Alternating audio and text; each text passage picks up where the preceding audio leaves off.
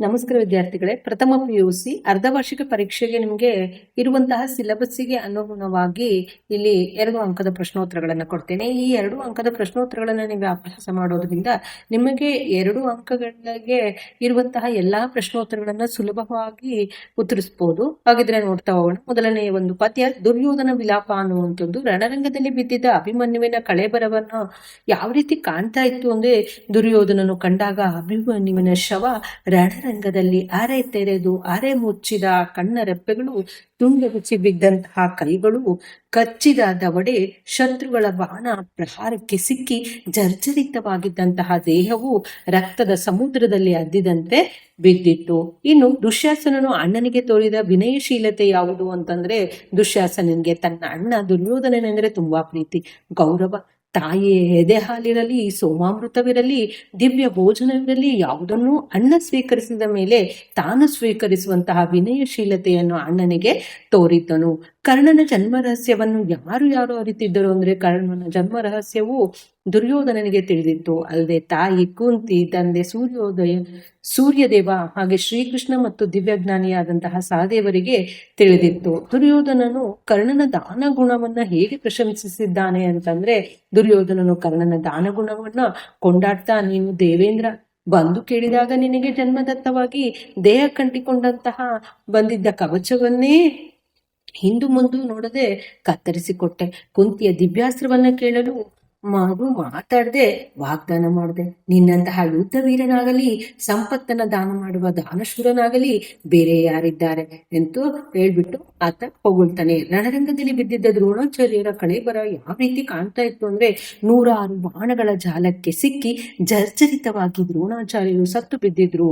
ಅಲ್ಲದೆ ಸ್ವಭಾವತಃ ದುಷ್ಟ ಪ್ರವೃತ್ತಿಯವನಾದ ದುಷ್ಟದ್ಯುಮ್ನನ ಕೈಯಿಂದ ತಲೆ ಕಡಿಸಿಕೊಂಡು ದ್ರೋಣಾಚಾರ್ಯರು ಸತ್ತು ಬಿದ್ದಿದ್ರು. ಇನ್ನು ವಚನಗಳು ಅನ್ನುವಂತಹ ಪದ್ಯಕ್ಕೆ ಸಂಬಂಧಿಸಿದಂತಹ 2 ಅಂಕದ ಪ್ರಶ್ನೋತ್ತರಗಳು. ಕಾಲು ಮತ್ತು ದೇಹವನ್ನ ಯಾವುದಕ್ಕೆ ಹೋಲಿಸಲಾಗಿದೆ ಅಂದ್ರೆ, ದೇಹವನ್ನ ತುಂಬಿದ ಬಂಡಿಗೆ ಹೋಲಿಸಲಾಗಿದೆ ಮತ್ತು ಕಾಲುಗಳನ್ನ ಬಂಡಿಯ ಗಾಲಿಗಳಿಗೆ ಹೋಲಿಸಲಾಗಿದೆ. ಯಾರನ್ನು ಕಂಡರೆ ಅಲ್ಲಮ್ಮ ನಾಚುವೆನೆಂದು ಹೇಳುವರು ಅಂದ್ರೆ, ಆಡಂಬರ ಮತ್ತು ಯಾಂತ್ರಿಕ ಭಕ್ತರನ್ನ ಅಲ್ಲಮ್ಮ ಪ್ರಭುವು ವಿಡಂಬಿಸ್ತಾರೆ. ಅಂಗದ ಮೇಲೆ ಲಿಂಗವ ಧರಿಸಿ ಅಂತರಂಗ ಭಕ್ತಿ ಇಲ್ಲದೆ ಭಕ್ತರಂತೆ ಮೆರೆಬವರನ್ನ ಕಂಡ್ರೆ ತಾವು ನಾಚುವುದಾಗಿ ಅಲ್ಲಮ್ಮ ಪ್ರಭು ಅವರು ಹೇಳ್ತಾರೆ. ಅಲ್ಲಮ್ಮ ಏನನ್ನು ನೀಡುವುದರಿಂದ ನಾದೇವ ಅಂತ ಹೇಳ್ತಾರೆ ಅಂದ್ರೆ, ದೇಹದ ನೀರಡಿಕೆಗೆ ಒಳಗಾದಾಗ ಆರೈದು ಕುಡಿಯಲು ಉದಕವನ್ನೆರೆದುದರಿಂದ ಹಸಿದಾಗ ಒಂದು ತುತ್ತು ಅನ್ನ ಅಂದ್ರೆ ಓಗರವನ್ನ ನೀಡಿ ಆರೈಕೆ ಮಾಡೋದರಿಂದ ನಾದೇವ ಎಂದು ದೇವರಿಗೆ ಹೇಳ್ತಾರೆ. ಕೈದು ಕಾಳೋರಗಗಳಿಗೆ ಏನೇನು ಇರುವುದಿಲ್ಲ ಅಂದ್ರೆ, ಇರಿವ ಕೈದುವಿಗೆ ದಯ ಧರ್ಮಗಳಿರುವುದಿಲ್ಲ. ಕಾಳೋರಗದ ದಾಡೆಯಲ್ಲಿ ಅಮೃತದ ಸುದೆ ಇರುವುದಿಲ್ಲ.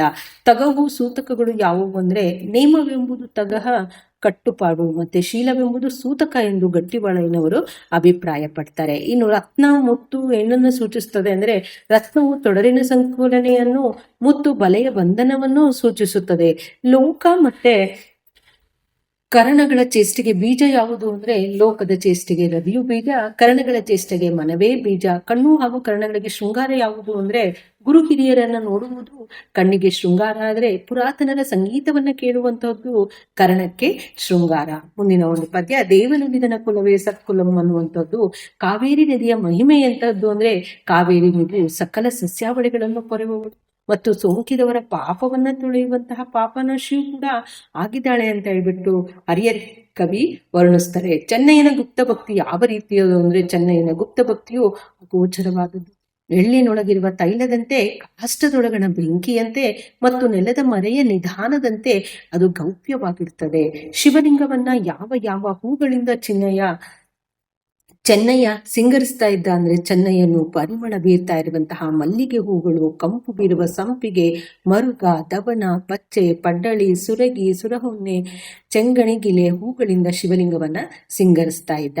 ಚೋಳರಾಜನು ಚೆನ್ನಯ್ಯನ ಪಾದಗಳನ್ನ ಹಿಡಿದಾಗ ಅವನ ಪ್ರತಿಕ್ರಿಯೆ ಏನು ಅಂದ್ರೆ, ಚೋಳರಾಜನು ತನ್ನ ಪಾದಗಳನ್ನ ಹಿಡಿದಾಗ ಚೆನ್ನಯ್ಯನು, ಏನಯ್ಯ ಚೋಳರಾಜನೇ, ಭಾನುಕುಲ ದರ್ಪಣವನಾದ ನೀನು ಹೀಗೆ ಮಾಡು ನನ್ನ ಕುಲ ಯಾವುದೆಂಬುದನ್ನು ಅರ್ಥ ಮಾಡಿಕೊಳ್ಳದೆ ಹೇಗೆ ಮಾಡುವುದೇ ಅಂತ ಹೇಳ್ಬಿಟ್ಟು ಪ್ರತಿಕ್ರಿಯಿಸ್ತಾನೆ. ಇನ್ನು ಶಿವನ ಮೇಲೆ ಚೆನ್ನಯ್ಯ ಮುನಿಸಿಕೊಳ್ಳಲು ಕಾರಣವೇನು ಅಂದ್ರೆ ತನ್ನ ಗುಪ್ತವಾದ ಭಕ್ತಿಯನ್ನ ಬಯಲು ಮಾಡಿದ್ದಕ್ಕಾಗಿ ಶಿವನ ಮೇಲೆ ಚೆನ್ನಯ್ಯನಿಗೆ ಮುನಿಸು ಉಂಟಾಯಿತು. ಅಲ್ಲದೆ ತನ್ನ ಪಾಡಿಗೆ ತಾನಿರಲು ಬಿಡದೆ ಚೋಳರಾಜನನ್ನ ಕರೆಸಿಕೊಂಡಿದ್ದಕ್ಕಾಗಿಯೇ ಶಿವನ ಮೇಲೆ ಚೆನ್ನಯ್ಯನಿಗೆ ಮುನಿಸು ಉಂಟಾಗ್ತದೆ. ಶಿವನು ಚೆನ್ನಯ್ಯನನ್ನ ಹೇಗೆ ಸಮಾಧಾನ ಪಡಿಸ್ತಾನೆ ಅಂದ್ರೆ ಶಿವನು ಚೆನ್ನಯ್ಯನ ಮುಂದೆ ಪ್ರತ್ಯಕ್ಷವಾಗಿ ಎಲೆ ಚೆನ್ನನೆ, ಅವಿಚಾರದಿಂದ ಎಂತಹ ಕೆಲಸ ಮಾಡುವುದೇ, ನಿನ್ನ ಭಕ್ತಿಯ ವಿಚಾರವನ್ನು ಚೋಳನಿಗೆ ತಿಳಿಸಿದರೆ ಏನಾಯ್ತು ಅಂತ ಹೇಳ್ಬಿಟ್ಟು ಸಂತೈಸ್ತೇನೆ. ಇನ್ನು ಹಲುಬಿದಳು ಕಲ್ಮರಂ ಕರಗುವಂತೆ ಅನ್ನುವಂಥದ್ದು ಸೀತೆ ಪ್ರವೇಶಿಸಿದ ಕಾಡು ಹೇಗಿತ್ತು ಅಂತ ಅಂದ್ರೆ ಸೀತೆಯು ಪ್ರವೇಶಿಸಿದಂತಹ ಅರಣ್ಯವು ಉಗ್ರ ಮೃಗ ಪಕ್ಷಿಗಳ ಸಮೂಹದಿಂದ ಕಿಕ್ಕಿರ್ದಿತ್ತು. ಪೊದೆಗಳು ಅಡಿಗಡಿಗೂ ಇದ್ದು ಸಹಿಸದ ಸಾಧ್ಯವಾದ ಭಯಂಕರ ಕಾಡಾಗಿತ್ತು. ಲಕ್ಷ್ಮಣ ದುಃಖಿತನಾಗಲು ಕಾರಣವೇನು ಅಂತಂದ್ರೆ ಲಕ್ಷ್ಮಣನಿಗೆ ಶ್ರೀರಾಮನು ಸೀತೆಯನ್ನ ಕಾಡಿನಲ್ಲಿ ಬಿಟ್ಟು ಬರಲು ಹೇಳಿದ ಸಂಗತಿಯನ್ನ ಹೇಳುವುದು ಹೇಗೆ ಎಂಬ ದುಃಖ ಒಂದ್ ಕಡೆ ಆದ್ರೆ, ಮಹಾರಾಣಿ ಅಂತಿರ್ಬೇಕಾದ್ರ ಕೋಮಲ ಸೀತೆಯನ್ನ ಕಾಡಿನಲ್ಲಿ ಒಂಟಿಯಾಗಿ ಬಿಟ್ಟು ಹೋಗ್ಬೇಕೆಂಬ ದುಃಖ ಮತ್ತೊಂದು ಕಡೆ, ಬಿಡದೇ ಇದ್ರೆ ರಾಮನು ಕೋಪಿಸ್ಕೊಳ್ಬಹುದು ಎಂಬ ಆತಂಕ ಮತ್ತೊಂದು ಕಡೆ. ಮೂರ್ಛಿತಳಾದ ಸೀತೆಯನ್ನ ಲಕ್ಷ್ಮಣ ಹೇಗೆ ಉಪಚರಿಸ್ತಾನೆ ಅಂದ್ರೆ, ಮೂರ್ಛಿತಳಾದ ಸೀತೆಯನ್ನ ಕಂಡು ದುಃಖಿಸಿದಂತಹ ಲಕ್ಷ್ಮಣನು ದೊಡ್ಡದೊಂದು ಎಲೆಯನ್ನ ಛತ್ರಿಯಂತೆ ಹಿಡಿದು ನೆರಳನ್ನ ಒದಗಿಸ್ತಾನೆ, ನೀರನ್ನ ಸಿಂಪಡಿಸ್ತಾನೆ, ತನ್ನ ಮೇಲ್ವಸ್ತ್ರದಿಂದ ತುದಿಯಿಂದ ಗಾಳಿ ಬೀಸಿ ಸೀತೆಯನ್ನ ಉಪಚರಿಸ್ತಾ. ಇನ್ನು ಸೀತೆಗೆ ಸೌಮಿತ್ರಿಯು ಹಿಂತಿರುಗಿ ಹೋಗೆಂದು ಏಕೆ ಹೇಳ್ತಾಳೆ ಅಂತಂದ್ರೆ, ಕಾಡಿನಲ್ಲಿ ತಡ ಮಾಡಿದರೆ ಶ್ರೀರಾಮನು ಕೋಪಿಸಿಕೊಳ್ಬಹುದು ಮತ್ತು ಅಯೋಧ್ಯೆಯಲ್ಲಿ ರಾಮನು ಏಕಾಂಗಿಯಾಗಿರುವನಾದ್ದರಿಂದ ಸೀತೆಯು ಸೌಮಿತ್ರಿಯನ್ನ ಹಿಂದಿರುಗಿ ಹೋಗುವಂತ ಅಂದ್ರೆ ಲಕ್ಷ್ಮಣನಿಗೆ ಹಿಂದಿರುಗಿ ಹೋಗು ಅಂತ ಹೇಳ್ಬಿಟ್ಟು ಹೇಳ್ತಾಳೆ. ಸೀತೆಯನ್ನ ಕಾಡಿನ ಪ್ರಾಣಿಗಳು ಹೇಗೆ ಉಪಚರಿಸಿದ್ವು ಅಂದ್ರೆ, ಕಾಡಿನಲ್ಲಿರುವ ಮೃಗ ಪಕ್ಷಿ ಜಂತುಗಳಿಗೆಲ್ಲ ಸೀತೆಗೊದಗಿದ ಕಡು ಕಷ್ಟಕ್ಕಾಗಿ ಮರುಗ್ತವೆ. ಅವುಗಳು ಜೋಲು ಮೋರೆಯನ್ನ ಅಂದ್ರೆ ಸಪ್ಪೆ ಮೋರೆಯನ್ನ ಹಾಕಿಕೊಂಡು ತಮ್ಮೊಳಗಿನ ವೈರವನ್ನ ಮರೆತು ಆಹಾರ ಸ್ವೀಕಾರವನ್ನ ಮರೆತು ಸೀತೆಯ ಸುತ್ತ ನಿಂತು ಅವಳ ದುಃಖದಲ್ಲಿ ಭಾಗಿಯಾಗುವ ಮೂಲಕ ಅವಳನ್ನ ಉಪಚರಿಸಿದ್ರು. ತಲ್ಲಣಿಸದಿರು ಕಂಡ್ಯ ತಾಳು ಮಣವೆ ಅನ್ನುವಂಥದ್ದು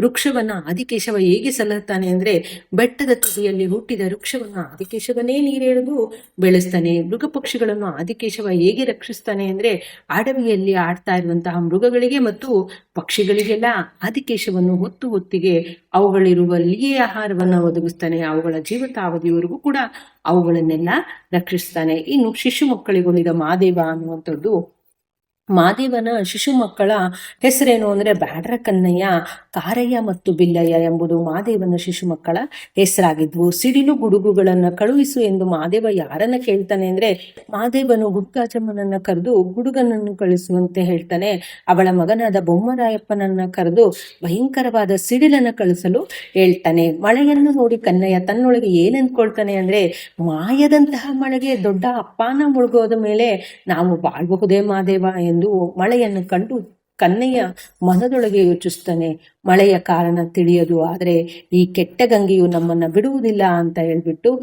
ಯೋಚಿಸ್ತಾನೆ. ಶಿಶು ಮಕ್ಕಳು ಬಾಯಿ ಏಕೆ ಪಡೆದುಕೊಳ್ತಾರೆ ಅಂದ್ರೆ, ಮಾಯದಂತಹ ಮಳೆಯ ಪರಿಣಾಮ ಪ್ರವಾಹದ ರೂಪದಲ್ಲಿ ಬಂದ ಹುಚ್ಚು ಗಂಗಮ್ಮ ಮಹದೇಶ್ವರನ ಗುಡಿಯನ್ನು ಮುಗಿಸಿದ್ದನ್ನ ಕಂಡು ಶಿಶು ಮಕ್ಕಳು ಬಾಯಿಯನ್ನ ಬಡ್ಕೊಂಡ್ರು. ಬಲಿಯ ಕಲ್ಲನ್ನ ಕನ್ನಯ್ಯ ಬಲವಾಗಿ ಹಿಡಿದುಕೊಳ್ಳುವುದು ಏಕೆಂದ್ರೆ, ಸುಡಿಯಲ್ಲಿ ಸಿಕ್ಕಿ ಗಿರಗಿರನೆ ಸುತ್ತುವ ಮಾದೇವನನ್ನ ಕಂಡು ಕನ್ನಯ್ಯ, ಈ ಗಂಗೆಯು ನನ್ನಪ್ಪ ಮಾದೇವನನ್ನ ಎಳೆದಂತೆ ನನ್ನನ್ನೂ ಎಳೆದೊಯ್ಯಬಹುದು ಅಂತ ಹೇಳ್ಬಿಟ್ಟು ಯೋಚಿಸಿ ಬಲಿಯ ಕಲ್ಲನ್ನ ಬಲವಾಗಿ ತಪ್ಕೊಂಡ. ಇನ್ನು ಶಿಶು ಮಕ್ಕಳು ನಾವು ಸತ್ರೂ ಚಿಂತಿಲ್ಲ ಎನ್ನಲು ಕಾರಣವೇನು ಅಂದ್ರೆ, ಸಿಲುಕಿ ಗಿರಿಗಿರನೇ ತಿರುಗ್ತಾ ಇರುವಂತಹ ಮಹದೇಶ್ವರನನ್ನು ಹಿಡಿದುಕೊಳ್ಳುವಾಗ ನಾವು ಸತ್ರೂ ಚಿಂತೆ ಇಲ್ಲ ಎಂದು ಶಿಶು ಮಕ್ಕಳು ಹೇಳಿದ್ರು. ಅವರಿಗೆ ತಮ್ಮ ಪ್ರಾಣಕ್ಕಿಂತಲೂ ಮಹದೇಶ್ವರನನ್ನ ಕಾಪಾಡುವುದು ಮುಖ್ಯ ಅನಿಸ್ತು. ಮಹಾದೇವ ತನ್ನ ಶಿಶು ಮಕ್ಕಳಿಗೆ ಏನೇನು ನೀಡಿ ಸಲ್ಲುತ್ತಾನೆ ಅಂದ್ರೆ, ಮಹಾದೇವ ತನ್ನ ಶಿಶು ಮಕ್ಕಳಿಗೆ ಹಾಲು ಬೆಣ್ಣೆ ತುಪ್ಪ ಸಕ್ಕರೆಗಳನ್ನ ನೀಡಿ ಸಲ್ಲುತ್ತಾನೆ. ಇನ್ನು ಶಿಶು ಮಕ್ಕಳ ಪ್ರೇಮಕ್ಕೆ ಮಾಧವ ಹೇಗ್ ಬರ್ತಾನೆ ಅಂದ್ರೆ, ಶಿಶು ಮಕ್ಕಳ ಪ್ರೇಮಕ್ಕೆ ಸೋತ ಮಹಾದೇವ ಶಿಶು ಮಕ್ಕಳನ್ನ ತಮ್ಮ ಎಡಬಲದಲ್ಲಿ ತಬ್ಬಿಕೊಳ್ಳುವನು.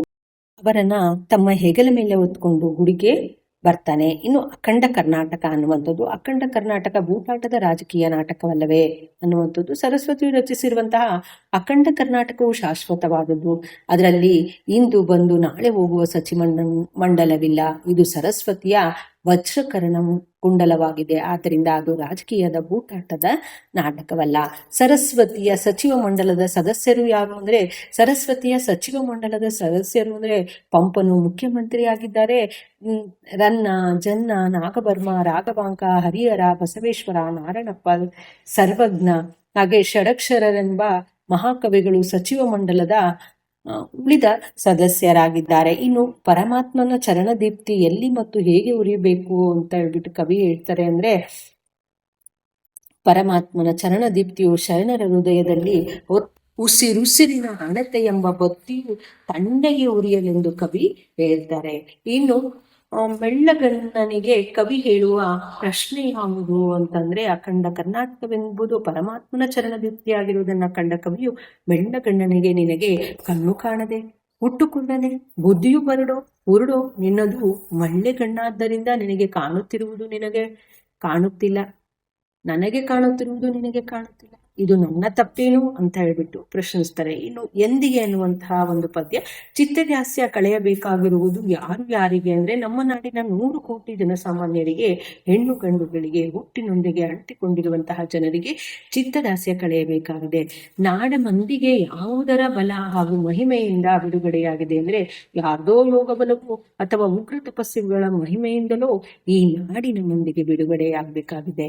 ನಾಡಿನ ಬಿಡುಗಡೆಯಲ್ಲಿ ಯಾವುದಕ್ಕೆ ಅಡೆತಡೆಗಳು ಇಲ್ಲವಾಗಿವೆ ಅಂದ್ರೆ, ಮೋಸ, ಸುಳ್ಳಿಗೆ, ಲಂಚ, ಸುಲಿಗೆಗೆ ಇಲ್ವೇ ಇಲ್ಲ ಅಡೆತಡೆ.